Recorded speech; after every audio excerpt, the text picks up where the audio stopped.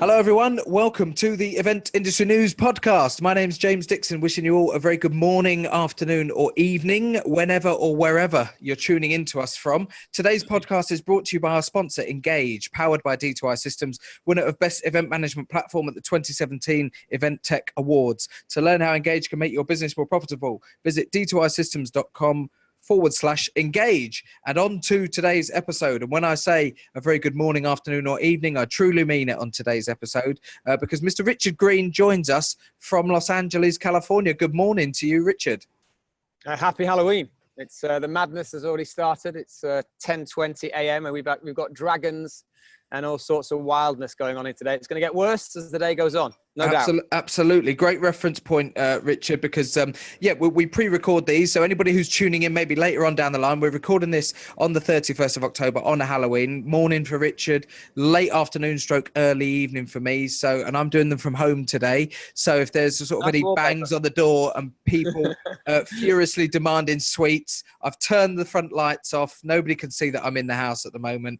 There will be no sweets given out from this Scrooge tonight, unfortunately, everybody. So on we go with today's episode. For those of you who have not come across Richard before, Richard is the CEO and founder of Evvnt, EVVNT.com, a company that helps organizers market their events by amplifying them through thousands of other sites. I suppose, Richard, then where we should really start is the concept of event itself. And when we say it helps people market by amplifying through other sites, just give us a brief idea of how easy it is for an event to utilize your particular platform.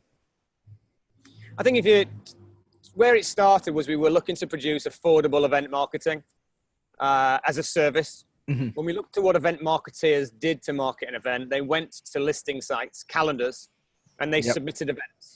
And it's a really, as you can imagine, it's a really crap job. What we did is we aggregated every event listing site worldwide. We have about 96% of the global listing market. And our ambition was to, from a single ad event form, distribute and publish a customer's event on as many listing sites as possible, not only to get in front of the communities on those sites, but also to have an impact into Google. And I think when you look at a local event today that's submitted through our platform, gets syndicated to all those relevant listing sites based on category and location, what happens is that content indexes somewhere between 30 and 70% first page of Google, pages 2, 3, 4, and 5. Yeah. And we think that's valuable. And we know that's valuable because today, a stat that really blows me away is that 86% of people looking for events start with a Google search. And by using the event platform, we put your events very prominently into Google search. We think that's valuable, and that's how the event platform delivers its service today. It strikes me there then it's a twofold benefit then, because if somebody was going to be sat in an office and given the task of adding their event to loads and loads of different listing sites or other places that they could promote their event, A, it's going to be really time consuming. It's going to be an absolute minefield, because where do you start with something like that? You know, which sites are the ones to go for? You know, if somebody was to realistically entertain, you know, manually adding their event listing onto all of the sites that you guys have got access to, it really would take not just hours, not just days, but weeks and months to do that. The second thing is, as you point out, is that by putting it onto the sheer volume of sites that you guys do, it has an organic impact on Google, doesn't it? Rather than the impact that paid for advertising would have. Yeah, it's an organic placement. There's lots of benefits, I think, but I think fundamentally, most customers never see the value of the time saved because they have the time or they have someone doing it. But I'll give you an example. We range from comedy clubs in Clapham through to Manford events up in Manchester. But I think what's interesting is if you compound all the benefits together, you get real value there. And I think the primary is the distribution. Yeah. The time save, people don't really see. But interestingly, in one conference company, they had 5 people full-time posting content onto listing sites. You know, that's a lot of money. That's nearly £250,000 just to have people sitting at desks doing that. And the one thing that I think most customers love is the fact we deliver a per event report. We show them exactly where we've put their information. We provide a live link to show them it physically live on those sites. And every single site which we put live, we have a tracking link, and we can track customers that leave the listing site and end up on the event organizer's registration or ticking booking page. So I think The time save, I thought that was the major driver, but actually I think it comes down to not only the time save, the reporting and the accountability to the service delivering value. I think that's really where we caught the eye of the market. Mm. When it comes to the tracking side of things and tracking the impact, the positive impact that certain sites have had for any one particular client, as an organization, do you then also monitor which sites are having the best impact consistently for lots and lots of different clients, so that you know which ones perhaps need to come off? Because presumably if you've got dead wood on there, you don't want that on there. If you're listing on sites that are consistently not bringing any results for your clients, do you keep them on there? Do you persist with them? Or do you say, look, they're having no impact, let's just get rid of them? It's an interesting question, one I've not been asked before. And interestingly, in our system, day one, we built a way of, we actually have a rating system in the back office that looks at when we send content to a listing site, do they put it live? And that they get graded on that. If it's live, does it deliver any customer traffic from the site? And I think that's important. Do we get the listing up? And if we get it up, does it deliver any customers? And that grading system does exist. However, what's interesting about events is they come and go all the time. Every event is different. And they're so varied in terms of the consumer appeal. Like if you go to a comedy event today, you're not going to want to go tomorrow. You might want to wait a month or a couple of months. A conference is once a year. It can be in different locations. I think it doesn't matter how hard you try and drill down to being the best listing sites to deliver the best value. An event is predominantly uniquely different based upon the time, the date, the location, and the context. And even if the context is identical week to week, month to month, the consumer who's looking is different as well. So as much as I'd like to tell you there's a real hard science behind which sites work, at the end of the day, our model is that we get you on all sites for the same fee as if you were to go on specific sites. And it allows all sites to have a fair play to deliver the value. And there is sites that predominantly do deliver more value for certain customers in certain verticals. But I would strongly say we kind of de-risk that need to only be on certain sites by making sure customers are on all sites. Sure. I think you can't devalue the fact that on all of the sites, there is by default an audience, a community. It just so happens that if you want the inside track on it, it just so happens that most of the traffic comes from sites that index well into Google. The sites that don't index well into Google don't make the first page when someone's searching and don't capture the customer that ends up going through that tracking. So that's how we know which, like Time Out London, 6 million unique users, 86% of traffic on that site's from a search result. And reality is the reason they deliver so much value into the event space is that they do a really good job of indexing their content into Google. And you could imagine some sites, local sites, comedy, Birmingham local sites might not have the same budgets to get that Google indexing working. But there is a lot of science in our business, but to some extent we kind of de-risk it by submit once everywhere. And we let the consumer and search market kind of define the output. So every event is unique. It's hard to give you a definitive on that. And I suppose without sounding like I'm sat here bigging you up too much, what that does give you for in essence, by the sounds of things, is that, you know, a relatively small event organizer who is hosting, let's say, and use the comedy night example, is hosting a comedy night in their venue in Manchester, is getting as much impact via event as a huge sort of multi-billion-dollar, you know, trade show that's coming to you to say, look, we want to list our event on your platform as well, and can you help us? You know, there's a bit of parity there, isn't it? Irrespective of the size of event and the size of organization that you're working for, you're giving those two organizations the opportunity to go to exactly the same audience. It is, and that's the bit that excited me about event when we put it together, was the ability to provide that power. If I was to say to you today, if you were O2 marketing your mobile business and you were to go to an agency and ask for a way of marketing to targeted users in an environment to get the first page of Google, to be on mobile, those things targeted to get local, those things cost a huge amount of money. And when I think about what we charge, and you're right, the power of our service is the same for Financial Times or The Economist who use us for conferencing, all the way down to Manford's comedy. But the difference is, you know, we try to make it affordable. I know that we can't charge our service to a pub in Birmingham at £1,000. It's just unreasonable. So when we think about pricing, we try and get the price in a point that's affordable. Like if you look at comedy, if you're on a subscription plan and you're using our service today for comedy, we charge around 20 to 25 pounds to promote the event. Mm-hmm. An average comedy event, if marketed well, will get someone to say they want to go. They on average take 4 people with them, and roughly they spend about 60 pounds each in terms of the ticket, the food and the drink. Mm-hmm. And that's a night out in comedy. So straight away, 240 pounds back on a 25 pound spend. It's affordable. So yeah, the marketing reach and power is the same for everyone. The price points we try and make affordable into regions and markets.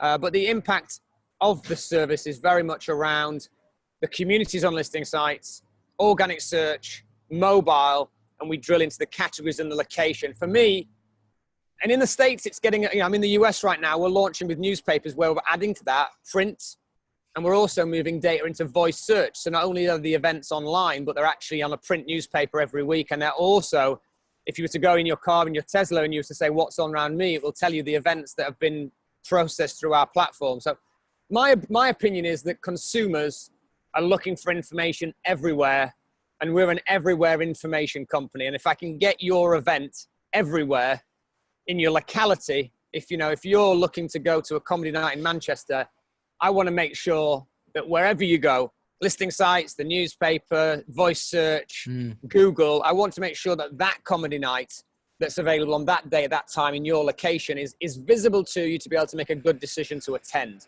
And I don't think Discovery Channel's event listing sites standalone today do a very good job of that.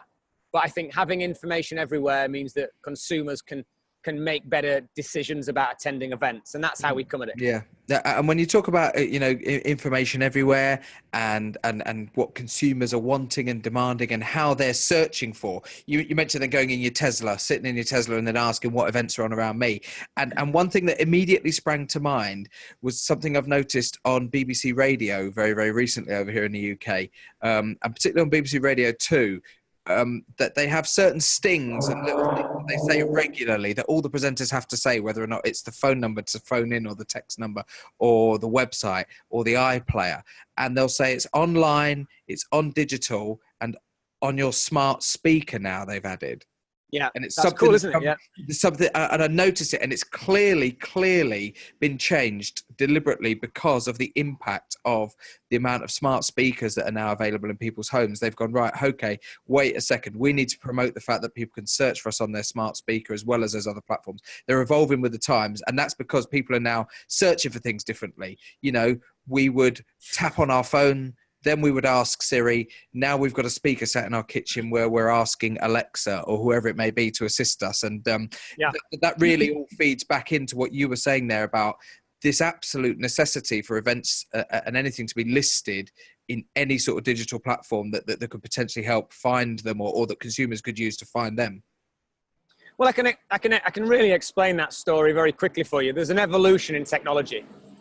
When I first joined eBay back in 2000, the internet via a desktop or a mobile penetration was around 92%. Mm-hmm. By the time I left eBay 3 years later, 56% of people were using the internet via a mobile device. Yeah.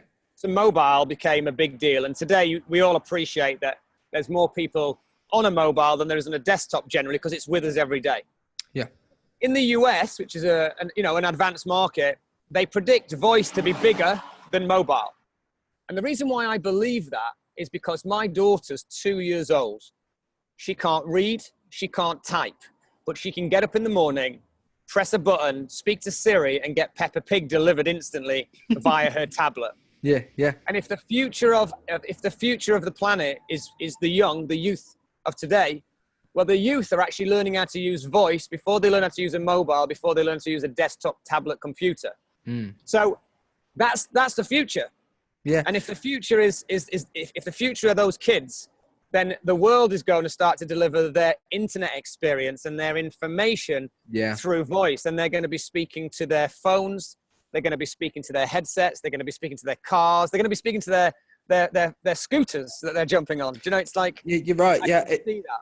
It's bringing it down to the base level of intuition. In some respects, like you said, you had to type into using a keyboard into a search bar. in order to find your website. Then we had tablets and smart phones come along where you could interact with the screen, which brought it down to another level. It's easier. Another level, an easier, more accessible level of intuitive interaction where you could pinch, you could scroll, you could do whatever you wanted to do, which is why suddenly kids became really adept at using iPads at a young age, because they could just do it intuitively. And like you said, this is bringing it down once again to the most basic level of human intuition, which is speaking. You know? And then the scary bit is I was in a conference in New York last week and they're talking about AI.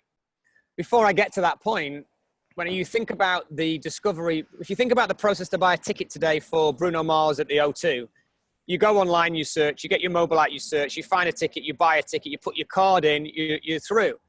When I talked to Jeremy Mims, who's leading something called Spoken Layer in the US for voice, and we work with those in terms of delivering events content to Spoken Layer to get into voice in local markets. Mm-hmm. His story is that someone asks, what are local events on around me today?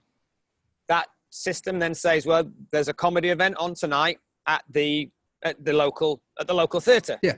It goes, yeah, can you get me 2 tickets? The response is yes. 2 tickets are going to cost you £30. Would you like me to use your Apple Pay? Yes. That's been purchased. The tickets are in your inbox. Have a lovely evening. There's the future of buying a ticket on voice. However, when I look at the market, you know, we're always trying to catch up. AI is now coming into place to the extent where if your Alexa knows that you ask for comedy tickets every 4 weeks, in theory, you'll get home from work, you'll walk in the house, Alexa, turn the lights on, Alexa, put my favorite music on, and Alexa will say, hey, you've not been to a comedy event in over 4 weeks. You normally do go. There's a comedy event on near you. Would you like to go? So I think if you think about, it's not long ago we were writing and then typing, then mobile, as you mentioned. We're now getting into voice. But actually, I think voice and AI are going to start to become very prominent in our world. Event discovery is something we ask for. But a lot of the things that we ask for, I think AI and voice is going to be delivering us information that we forgot about, things that we want. You know, it's time to go to the dentist. Do you want me to book that appointment? Making you more organized by knowing your habitual habits and delivering that back. As scary as that is, that's where the world is going. That's where Google, Facebook, the big companies out there are investing in being able to communicate with you, understand you as a human being, and deliver information to you before you even thought about it. And that, as scary as that is, that's the way the world's going.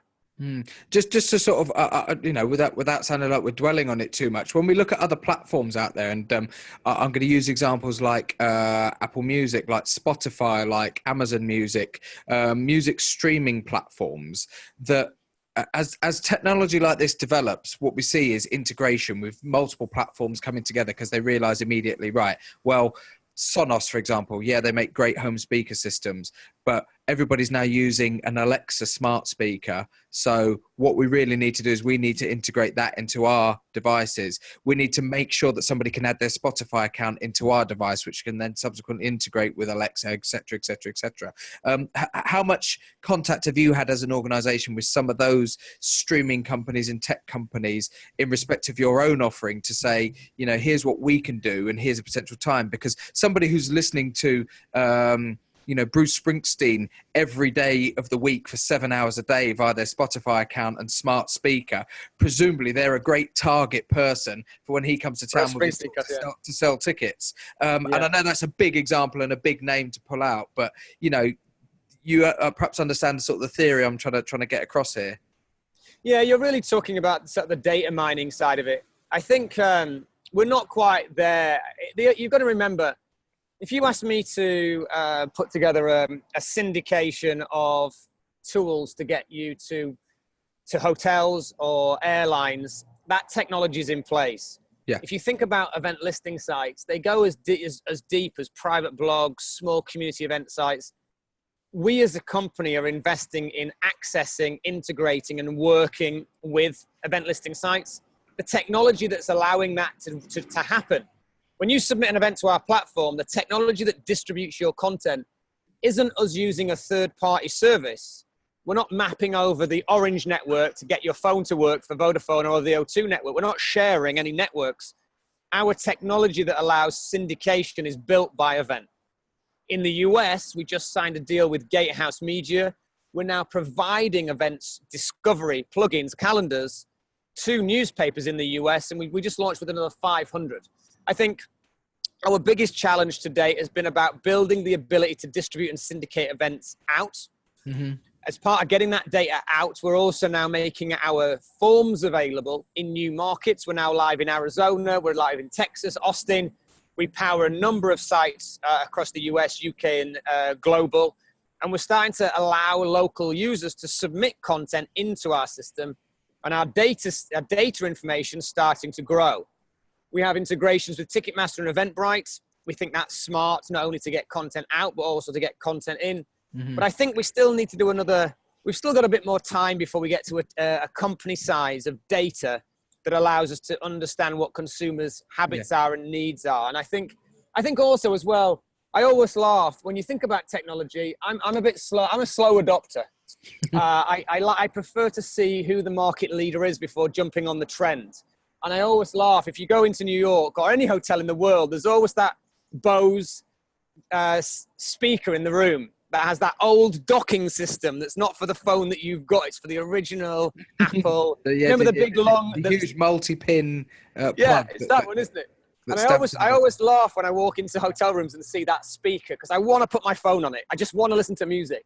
But they adopted too early onto a system that just was not going to last the test of time. But it's a great speaker and a great company. They just got it wrong. They just came in too early. And I think it's very expensive to get it wrong in the tech world.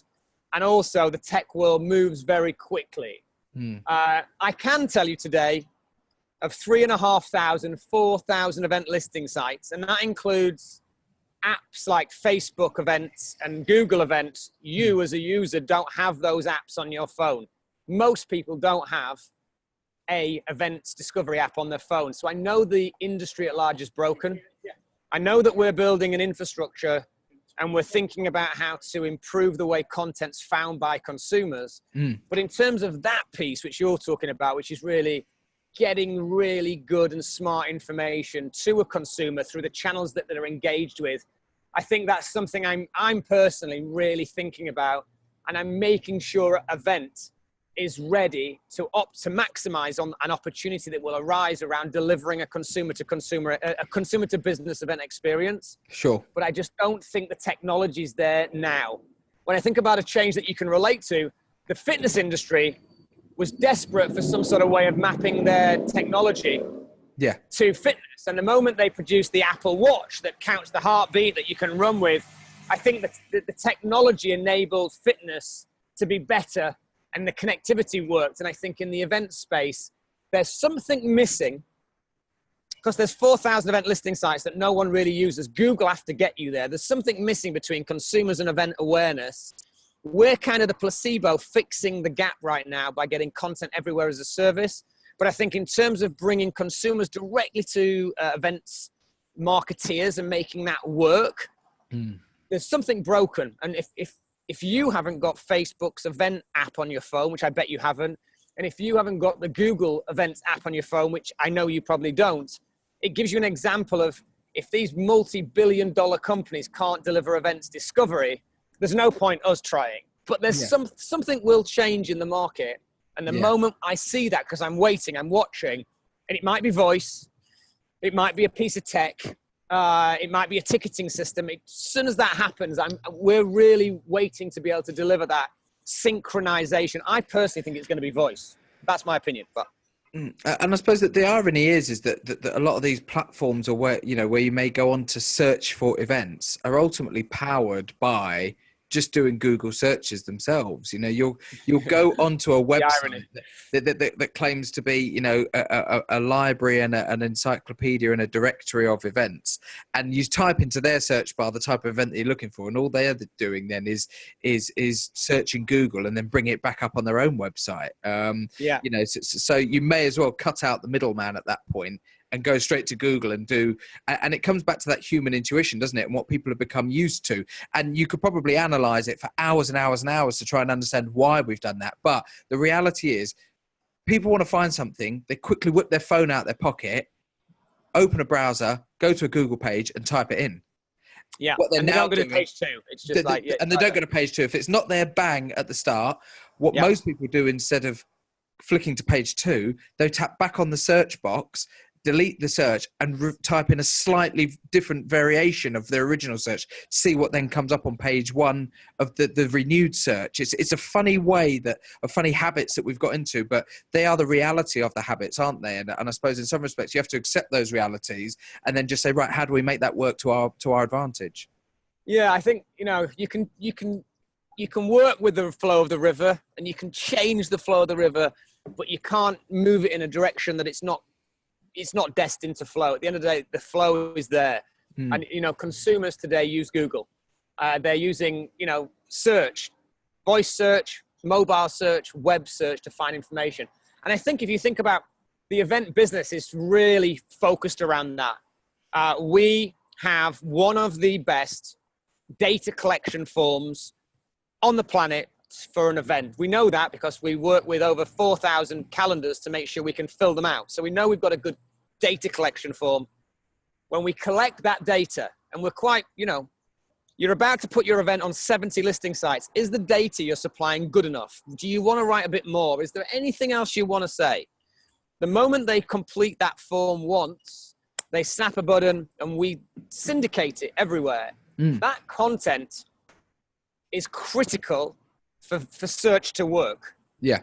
I had an event come through a few months ago, and the event title was car boot sale, summary was car boot sale, description was car boot sale, and hashtag was car boot sale, and the location was Blackpool. And this guy paid £70 to promote a car boot sale. And I'm like looking at it going, it doesn't matter how much money you give me at that point. I can't help it. It's very little you can do. Yeah. The only hope that I've got is he's the only car boot sale guy in Blackpool that's trying to market his event. So by default, we're going to win that story for him. It wasn't David Schwimmer, was it? Because he was apparently spotted in Blackpool just a couple of weeks ago. People may want to get onto Google to find that one if you're not aware of it. Oh, mate, I literally looked at that. I pride myself on taking high quality data, syndicating it, indexing it, and getting consumers through to a checkout. And when something like that comes through with money attached, I just sit there and shake and just shake my head, because if the guy had literally written a good description, a good title, put in some text about what he was trying to achieve, the moment I disseminate that, the moment I syndicate that out, the organic indexing of that content from that person going car boot sale, Blackpool, Saturday, just all of those different keywords that we know that we do. Every time the change is in there, as long as it's car boot sale, Blackpool, as long as those differentials keep staying the same, because you're trying to find a car boot sale in, say, Blackpool. Yeah. The moment you keep changing all those differentials, we've got 40, 50 pages all fighting to give you the same result. So the organic result for me is the best. Paid search, you've got to know all the keywords that your consumer's going to write. But if you do a really good organic page of content, you just got to let Google do its job. And that's what I love. If you collect great information for an event, which we do, if you syndicate it onto 40, 50, 60 listing sites, there's an audience there. There's a community on those sites by category location. But more importantly, if someone does a voice or web search, those pages will be delivered back really cleanly and fluidly based on the variation of the consumer's keywords. And the end result is that event discovery works. Event discovery is Google search in our world. And at the end of the day, if we can get consumers to find local events, it's affordable to market those events. And if we get events from the 60% capacity, which we know is the normal, to 100% or even 90% capacity, then we're making a difference in the event space. And that's the ambition of the business. If £25 gets you another 30, 40% capacity to a full event, you're not only happy, but you're probably making more money. And I think that's where we focus our attention. And that's why we're on it. Before we came on air today, on today's podcast, Richard said to me, I bet you at some point we will hear a Harley Davidson rev, There it was. as it was, and bingo, Absolutely. To the second, as we draw to the conclusion of today's episode, Richard, there goes our Harley Davidson.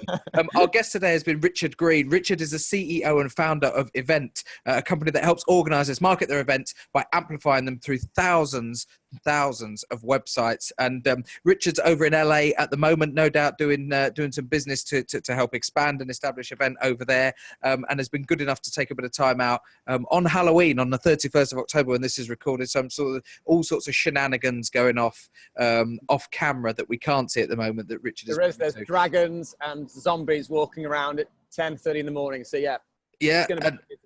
That would happen if it wasn't Halloween anyway. You're in the weird and wonderful location of Los Angeles. One thing we should ask all of our podcast guests our podcast followers to do whilst we're on today's episode, please go to Google and type in car boot sale Blackpool and screenshot it. Tweet the screenshot to @Evvnt News Blog. @Evvnt News Blog is the Event Industry News Twitter handle. Google car boot sale Blackpool, take a screenshot, send it to us with a hashtag car boot sale Blackpool, and let's just see what happens. Let's see if we break Twitter or break Google with people from all over the world searching for car boot sales in the north of England. So, Richard, is wild and wonderful. Absolutely, mate. Thanks very much for joining us on the line today, Rich. It's been great to have your company. The podcast itself is brought to you by our sponsor, Engage, powered by D2I Systems, winner of Best Event Management Platform at the 2017 Event Technology Awards. To learn how Engage can make your business more profitable, visit d2isystems.com/engage. It brings us neatly and nicely to the end of today's episode. Thanks again to our guest, Richard Green from Evvnt. If anybody wants to find out more about what those guys are doing and speak to them in a bit more detail, evvnt.com, evvnt.com is the website to go to. Our thanks again to Richard, and thanks for everybody that's joined the podcast today. We'll see you on the next episode. Very goodbye to you.